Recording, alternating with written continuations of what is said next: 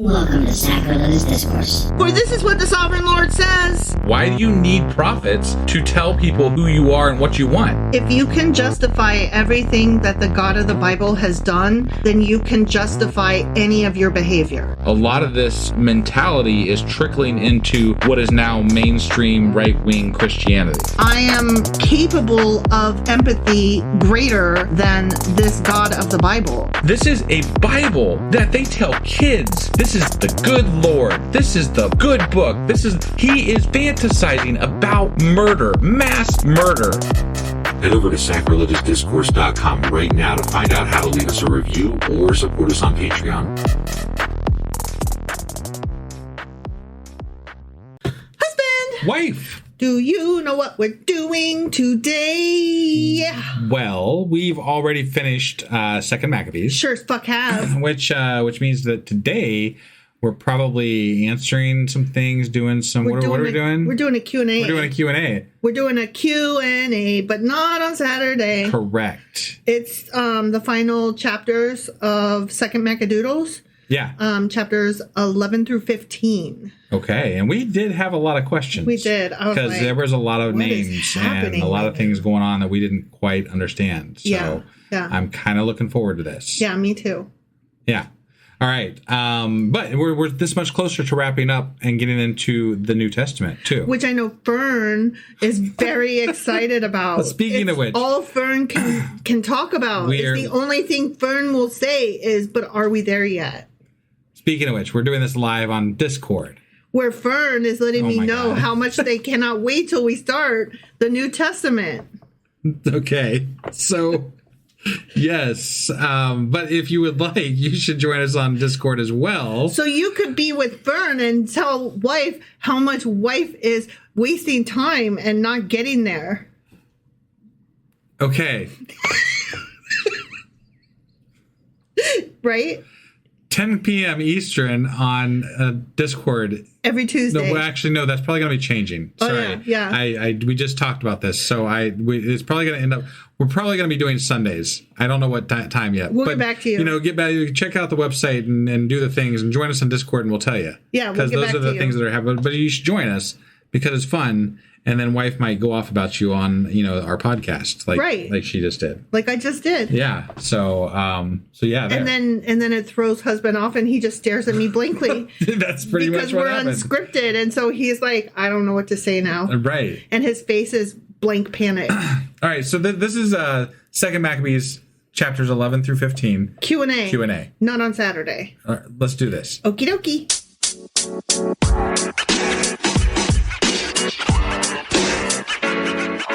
All right, we are finishing off the second Maccadoodles, which is the Maccadoodliest of all the doodles. It sure the fuck is. And I'm very excited about this because this episode ends it. It's done. Although not really. We do have to do a Mecca. Yeah. I was going to say a Mecca wrap up. We're still, you can't say that because then that indicates we'd be in the New Testament the next time. I know. So. All right, but I am going to say this. I'm going to do a 1 episode Mecca doodle wrap up, and it's going to talk about both of the doodles and the what is it called when you're always wrong?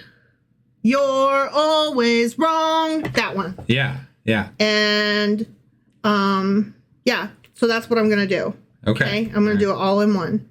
Okay. And that way, so that's going to be the last Maccadoodles. And then the one after that, that'll be where we start talking about the New Testament. Okay. Okay? Yeah. Are you good with that? I'm good with that. Okay. So, chapters 11 through 15, what the fuck?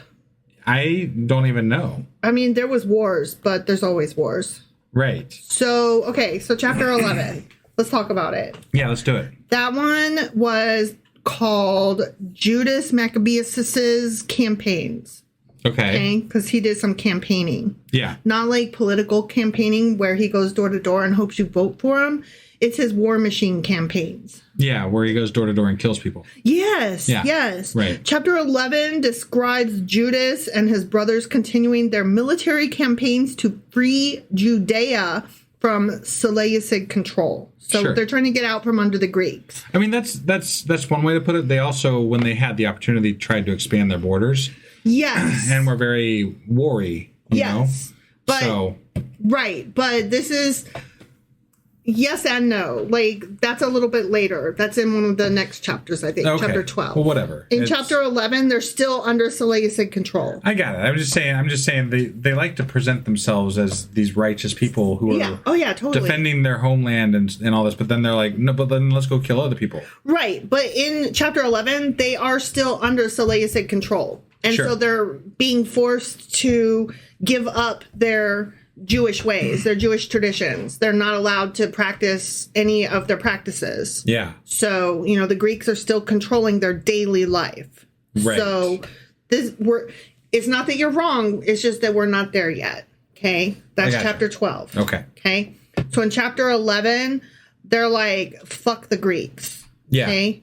So Judas fights at Emmaus in the first verse. And then he fights at Gezer and other towns. Okay. And the Seleucid general Gorgias. Yeah. Like, remember, I couldn't remember how to say his name, but sure. it's... This is forever gorgeous now. He's forever gorgeous. Yeah. I want to say it's like Gorgias or something like that. Sure. But gorgeous is just so much more fun. Right. So he's the Greek general, and he attempts to ambush Judas with 9,000 troops. Or That's so they say. That's so weak, because later they come at them with like 120,000 and then 110,000. Right. 9,000. Fuck. What the fuck even is that? And he gets That's defeated. It's nothing. Now, I did read a note that said that all of these large, several tens of thousands of fighters is way ridiculous. Like, obviously ridiculous, over the top, because there's no way they could have even fed that many. Right. So there was no way to control that many. It seemed ridiculous to me, too. Yeah. Like, I was like, there's no fucking way. There probably this weren't can't even be that true. many people, like, alive at that time. At least not many that, like, fell under the same, like, yeah, I'll be a soldier for you. Right. Sure, that right. sounds great. Yeah.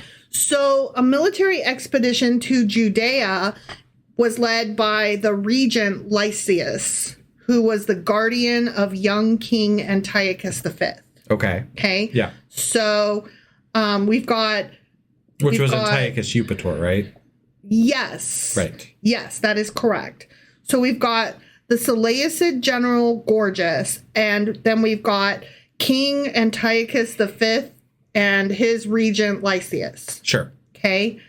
And Judas and the Jews pray to God for deliverance and for him to send an angel to defend Israel. Yeah. And that happened. I mean, according to the book, it sure the fuck did. Yeah. Sure. A mysterious horseman in white garments and golden weapons appears near Jerusalem to aid Judas's army. Yay! Yeah.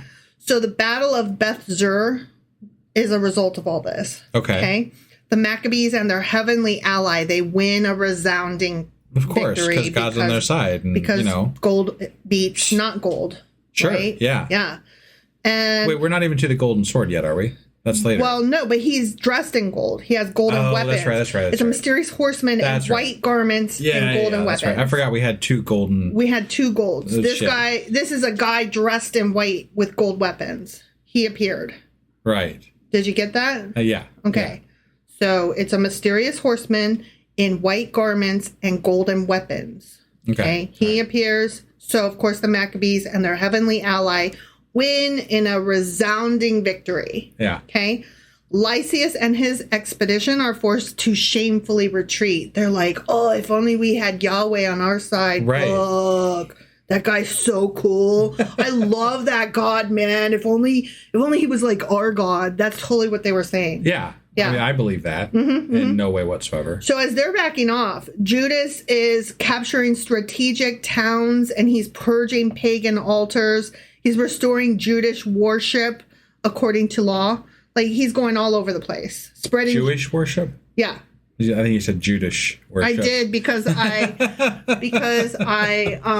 made a mistake. Right. Yeah, I slurred. I was just making and sure. I was hoping that you would not catch my schletter. Got it. But you did catch it because you're an asshole. Yeah.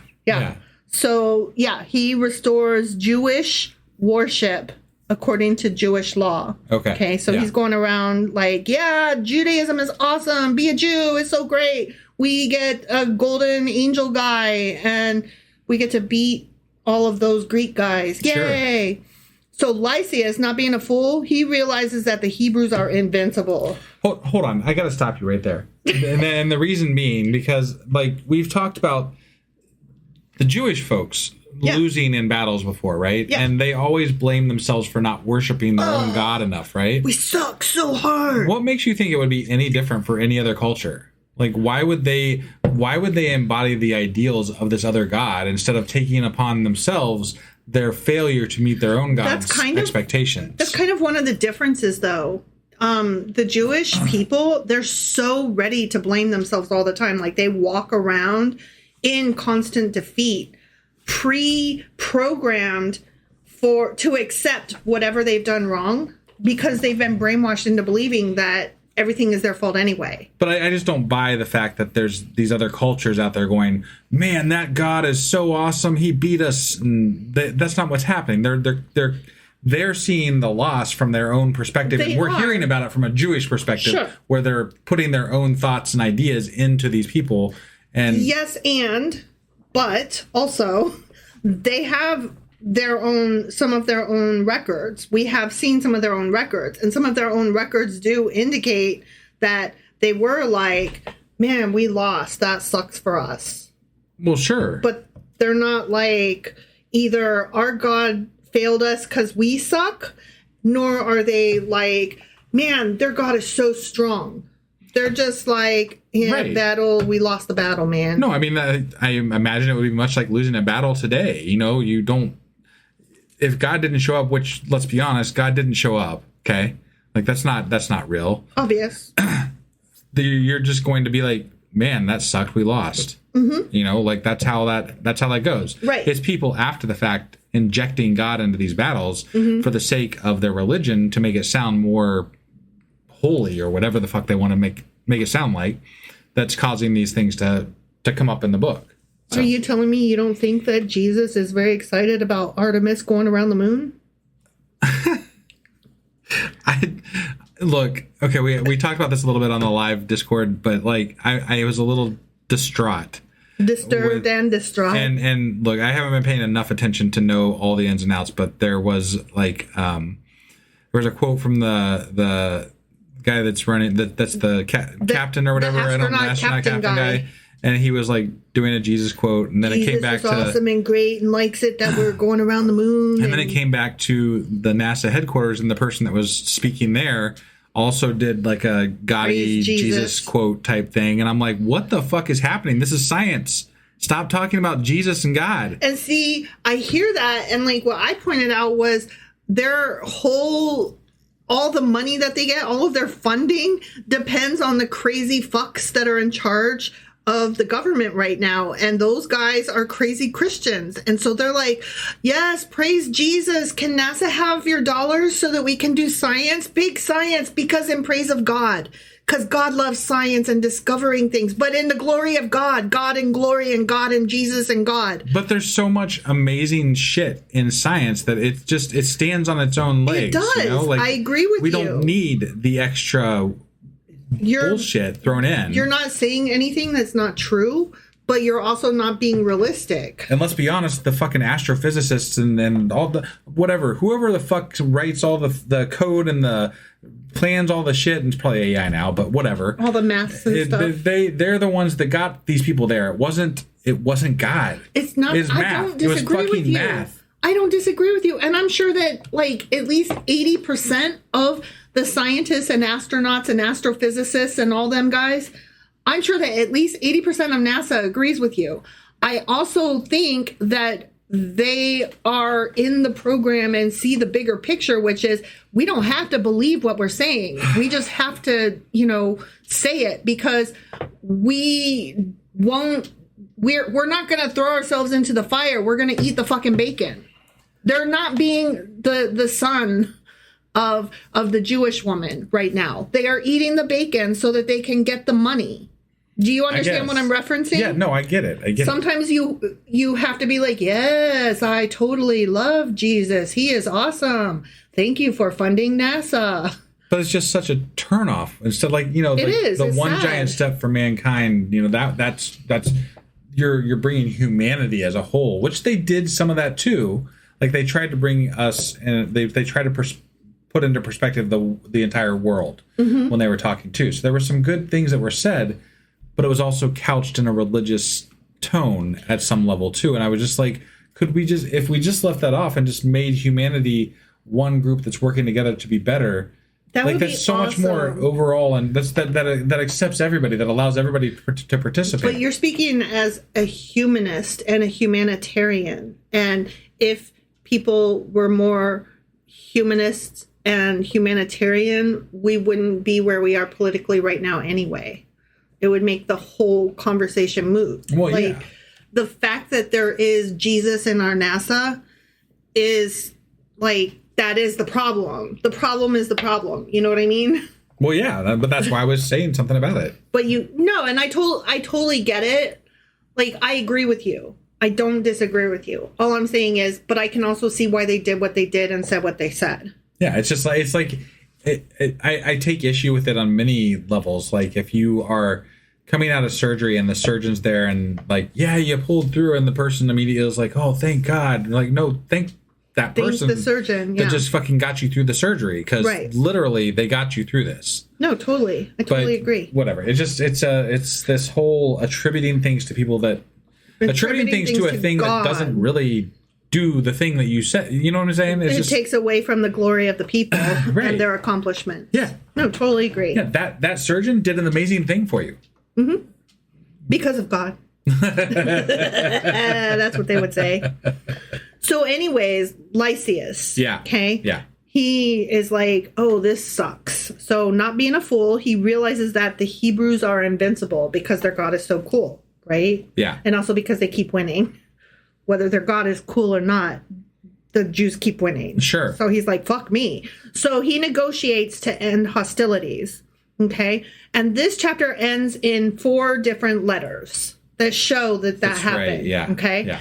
And these documents are pretty much historically accurate. History says they exist. I think they kind of covered them in the first Maccabees too, which kind of lends credence to that. Yes. They detail negotiations with Lysias and the Roman Republic, and they are dated to about 163 to 161 BCE. So that gives us an idea of not just when these letters were written, but when this book was actually compiled. Yeah. And put together. The 160s is where we've settled. Got it. Okay? Okay. BCEs. Sure. So that gets us closer to the zero line of the Jesus years. Okay. Okay, so second Maccabees is about as close as we can get, like, accurately. So these were written around the same time that this was happening? No, but it was compiled.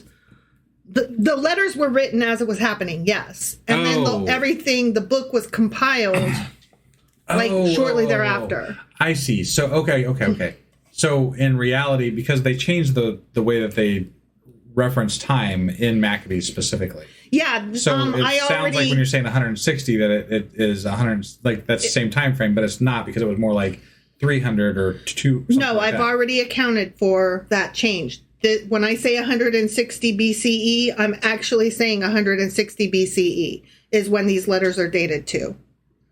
Got it. So, okay. The letters are, okay. The letters were written in about 160 to 160, like 163 to 161 BCE. I guess what I'm asking, did you find out when, like, approximately they think that second Maccabees was written? No, actually, I'm going to, yes and no. I started to go down that rabbit hole when I was looking at the date of this letter. Yeah. But remember, I am going to be covering all the Maccadoodles. Okay. And so we're going to cover that time period and authorship and stuff in our next episode. Okay. Okay? All right. Right now, I don't want to get lost in the weeds. We're talking about chapter 11 and these letters. Sure. And these letters were written 163 to 161 BCE.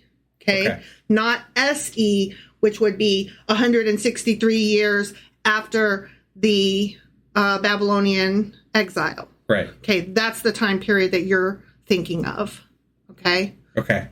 Like, when we say SE, that's the, like, rather than AD or BC. SE? S, the letter S, E. Like, S for Seleucid, and I forget what the E stands for. Okay. But that meant so many years after the Babylonian exile. Okay. Remember that? Yeah. We had a whole thing about that. Kind of, yeah. That's what you're kind of getting this confused with. Okay. We're not talking about with regard to so many years after the Babylonian exile. We're not talking about that. We're talking about period the end, BCE, 160 BCE. Okay. Okay? Sure. Are you with me? Yes. Okay. So the 4 letters in this chapter are not in chronological order. And the first, third, and fourth documents are separate from the second one. Okay? Okay. Actually, and I did kind of mix myself up there. Sorry. The first, third, and fourth documents are dated to 148 SE, which that's the 148 years after the Babylonian exile. Okay. And that would be equivalent to 165 to 164 BCE. Okay. And then the second document, it's undated, but it's written on Antiochus V's behalf. Okay. You know, he's like the kid. Yeah. So that suggests that's where I got the date of 163 to 161 BCE. So all of these were written in the 160 BCEs. Okay. Okay? Yeah. Around that time frame. That 10-year, that decade. Okay? Sure. Okay. So this chapter 11 of 2nd Maccabees, overlaps and aligns with 1st Maccabees chapters 5 and 6, where Judas campaigns and he purges the pagan sites and he describes all that. Mm-hmm. So that gives us some overlap there. Okay. Okay. The Emmaus ambush is also mentioned in 1st Maccabees in chapter 6. Okay. Okay. So now we're moving on to chapter 12. Okay. Okay. All right. Chapter 12 is about Judas's army and religious observance. So we've won, right? Yay, we've won the war. Sure. Okay. But they've never won the war, but okay. I mean, they always win for like 5 seconds. Right. They're awesome. Their God is great. And then they do bad. Yeah. So, yay, we're on top of the world. Chapter 12 discusses the struggles between the Jews and their neighbors in the greater Palestine region. Okay. Okay. This is the part where you were talking about how it's more like they were trying to expand their territory. Sure. Yes, exactly. The coastal city of Joppa lures the local Jews onto boats and then sinks them, killing about 200 people. Yeah. And by people, we mean the wives and children. Right. Like, let's be specific. And it wasn't just people. I specifically remember it was the wives and children. Yeah. Yeah. So Judas infiltrates the city at night, sets fire to the port and its boats, and he kills some locals to take revenge for the atrocity, because that is godlike. We love us vengeance, don't we? Right. Judas then burns the boats at Jamnia as a reprisal for a similar anti-Jewish incident. Okay. So Judas is all over the place. He's going to all these other little towns. Yeah. And he's like, fuck you, fuck you, fuck you, and fuck you. Okay. More accounts of the campaigns in outlying regions gets described vaguely against Timothy, Gorgias, and other people. And this is all supposed to have taken place about 163 BCE. Okay. Okay. So after their victory, Judas's army collects the spoils and they pray for fallen soldiers. And that's one of the first times that we kind of see that, where they're praying for their dead, which is interesting. Yeah. And Judas pays atonement for soldiers who had died with idolatry or sin, showing early Jewish practices of praying for their dead. Like, not just praying for, but also paying atonement for. Right. And that, like, goes way back to, like, early Old Testament stuff. Right. Like, that whole paying for, like, atonement fees. Do you remember all those early sin... I forgot what they're called, like, sin fees. I forgot what the word was. Like, the atonement and the sin and they had ones for wheat and one for all the sacrifices. Yeah, all the sacrifices. All right. Yeah. Sin offering? Yeah, offerings. That's the word. Yeah. This is like they do an atonement offering for their dead, and like they haven't done that in ages. Right. So this is interesting. Got it. And here we see an emphasis on obedience to Mosaic law and proper worship. So yeah, that's what I said. It goes way back to early days. Yeah. Okay. So with regard to how it overlaps with First Maccabees, this chapter is unique to Second Maccabees. We didn't see this in First Maccabees. First Maccabees chapters 3 through 6 does not mention prayers for the dead. Okay. Which, again, that's really interesting that we're, like, going back to, like, the start. Yeah. You know what I mean? Yeah. We're like, let's get real Jewish here. Let's get old school Jewish. Well, every time things get, every time there's death and every time we got to rally the crowds, they go back. Yeah.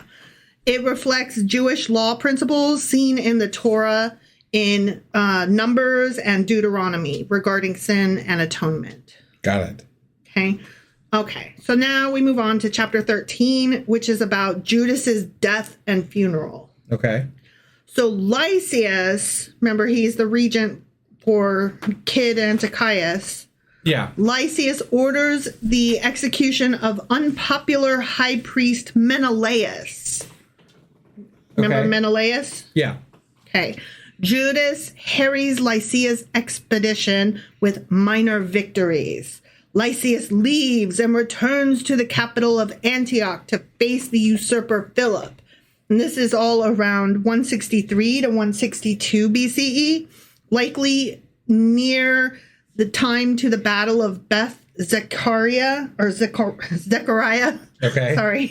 described in First Maccabees. Okay? Yeah. And there's a lot of confusion in the Second Maccabees timeline because the author, whoever it was, whatever priest guy wrote or compiled this, he sometimes crams two separate battles into one, like the Beth Zura battle. Sure.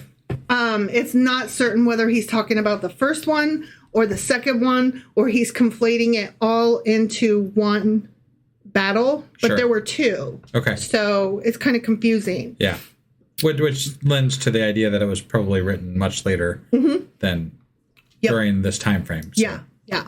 So Judas Maccabeus dies in battle against Bacchides, who is a Seleucid general during an encounter in Gilead. That's weird. I hardly remember that. I feel like Judas was with us the whole time through all the rest of the battles here. But that's because we're at chapter 13. There's only 2 chapters left after this. All right. I can't believe you didn't even look at me when I went back.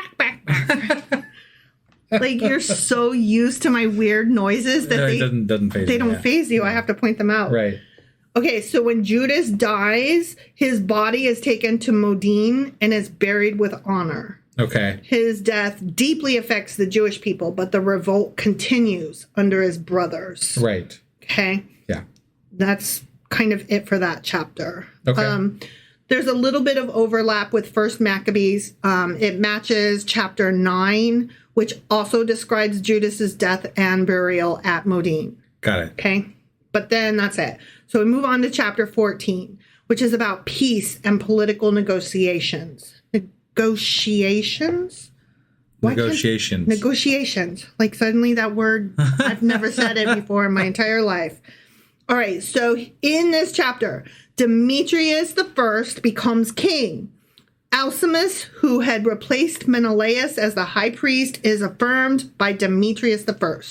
Right. So that's who the king was. Remember, we're like, who's the fucking king? What the fuck? Right. It was Demetrius. Right. Okay. And Alcimus is now the high priest. Sort of. Albus Dumbledore. Sort of. Yeah. So Nicanor is appointed governor of Judea. Right. So we've got all these puppet leaders. Okay. Yeah. Nicanor and Judas enter negotiations for peace, but are subverted by Alcimus, who complains to the king because he does not like them buddying up. Well, I was going to say, yeah, they got buddy, and Alcimus didn't like that. Yeah, Albus was like, excuse y'all, you are not to be friends. I do not like it. Right. And also, why wasn't I part of the group chat? Right. I think that's what it was. He was just sad because he didn't get invited to the barbecues. Right. So he complains to the king. Alcimus complains to the king. And then Judas's arrest is ordered. A Seleucid. Oh, that's also why, because you're like, wait, he just died. Judas died in the last chapter. Yeah. What the fuck? So Right. these are out of order. Right.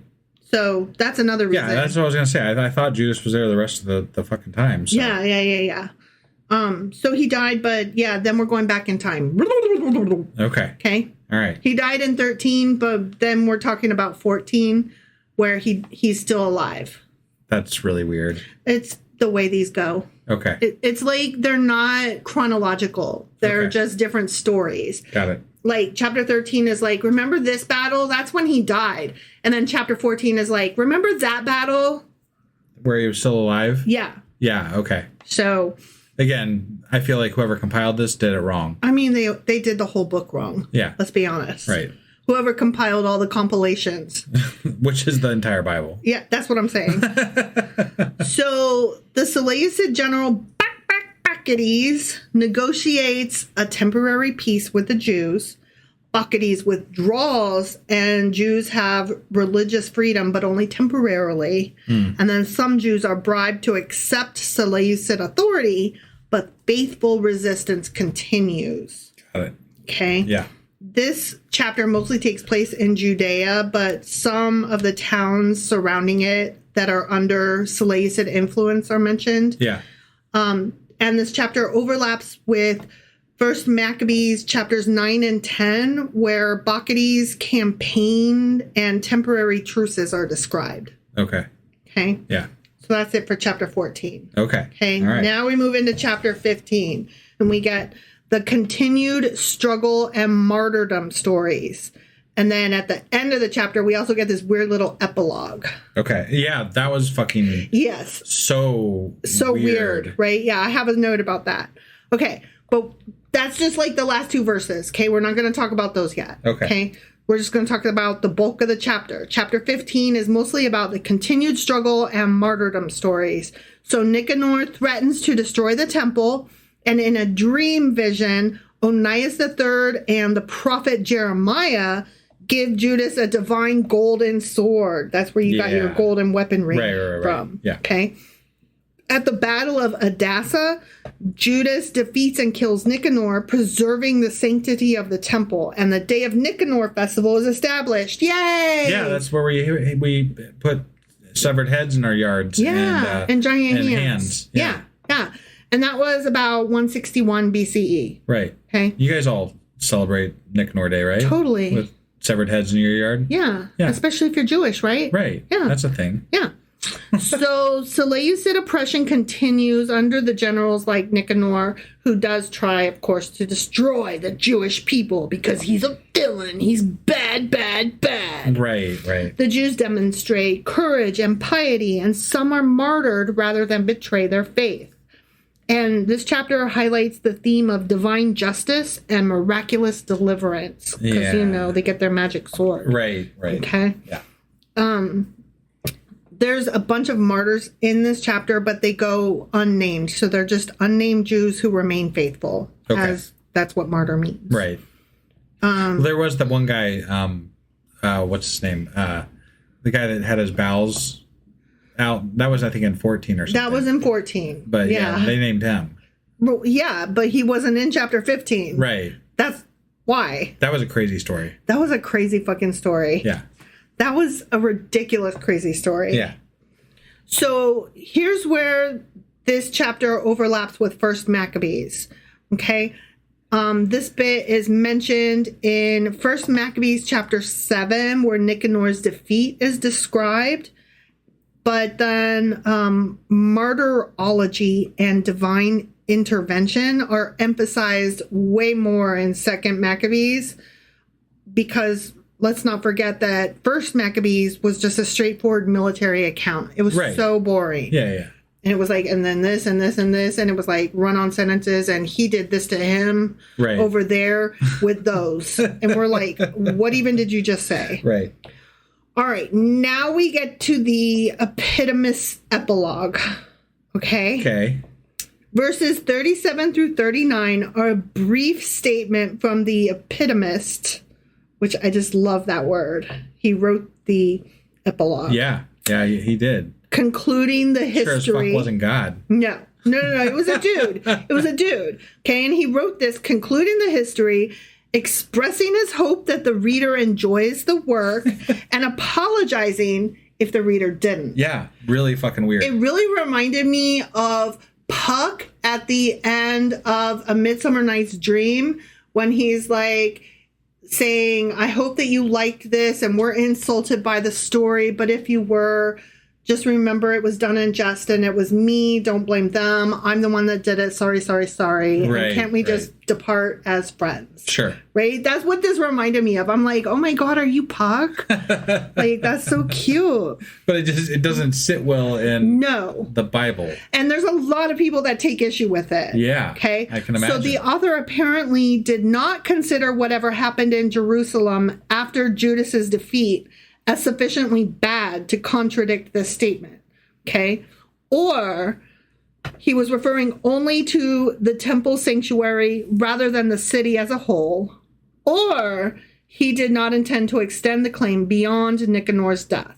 Okay. Because he just stopped, like, right at Nicanor's death. And he's like, and the end, and hope you like that story. So there's, like, a lot of, like, whoa, what the fuck? Okay. Verse 37 suggests that Second Maccabees was unlikely to have been written after 63 BCE. 63 BCE, not 163 BCE. Right. 63. Right. We're getting real close to the zero line now. Yeah. Okay. When the Hasmonean kingdom was reduced to client state status to the Roman Republic. Okay. So it had to have been written way prior to that. Yeah, so there was a big gap in time between when this happened versus when it was written, which is why we have a lot of...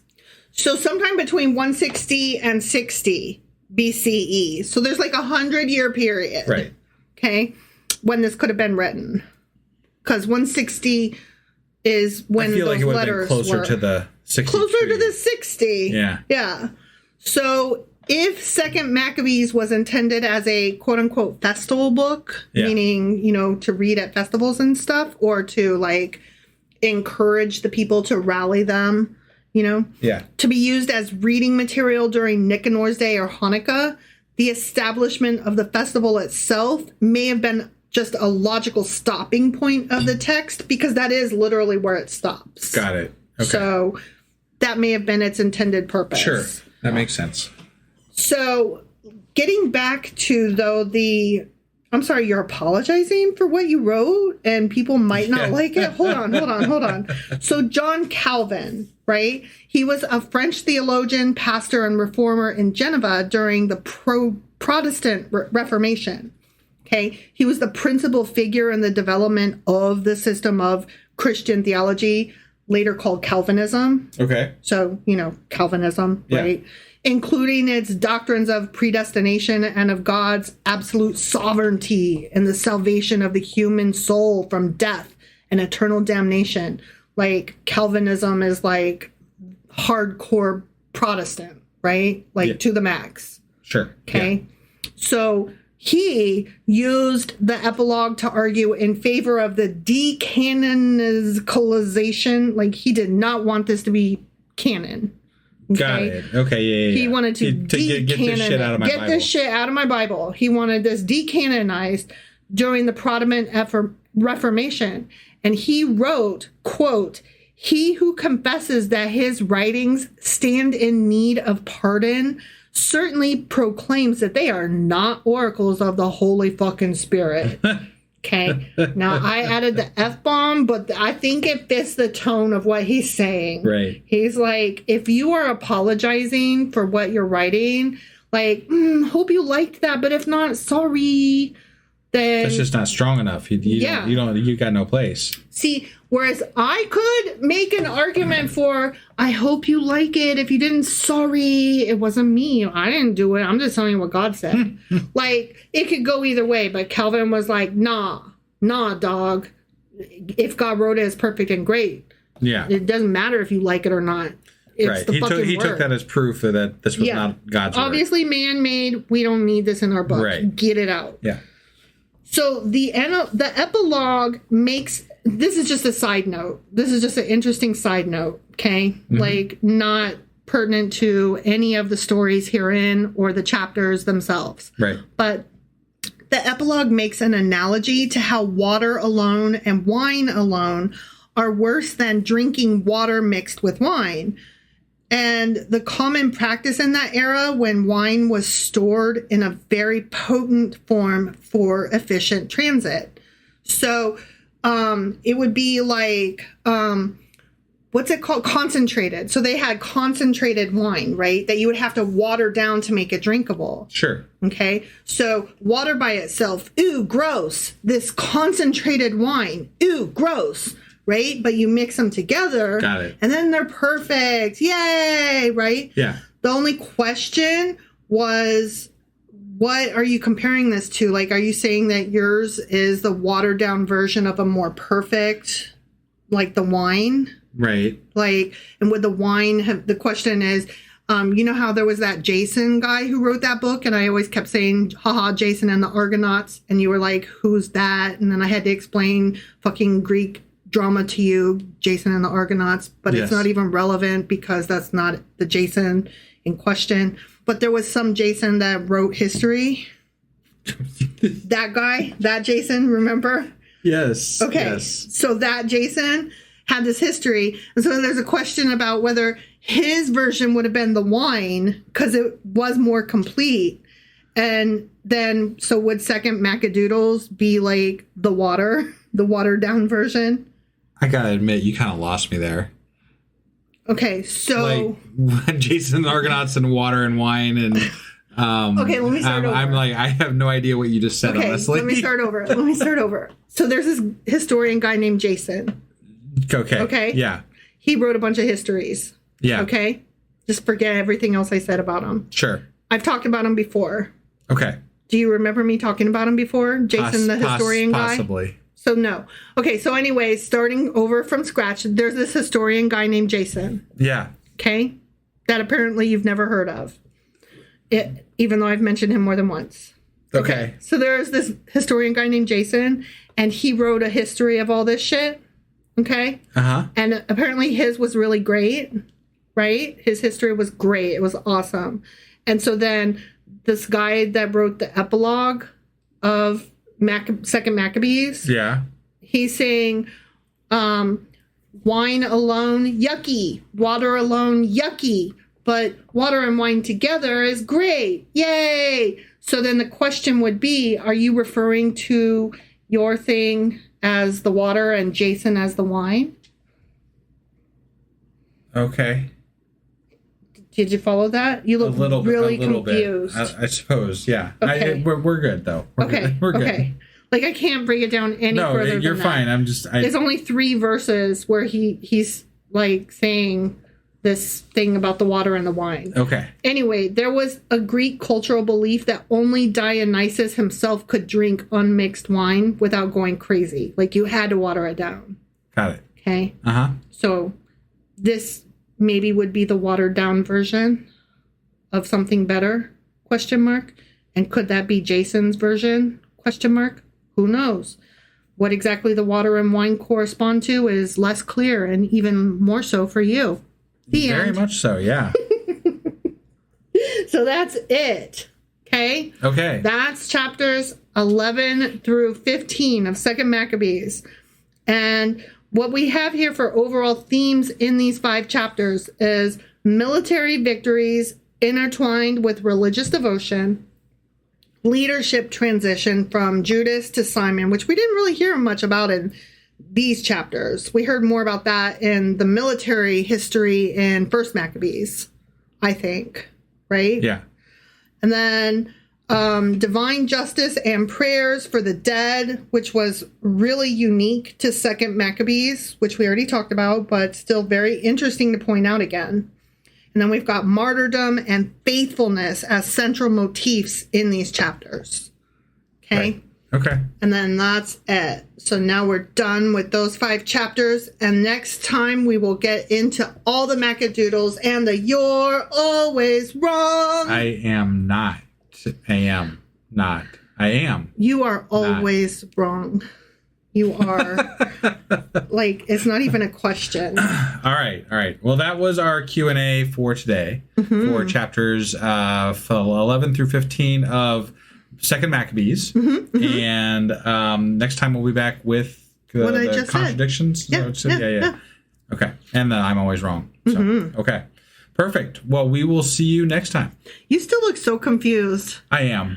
I really am. I mean, that's okay. It's recorded, so if I really want to, I can go back and listen to it over and over and over and over again. That is if true. I really want to. If you really wanted to. I don't think you want to, though. All right. Thanks, everybody. Bye. Bye.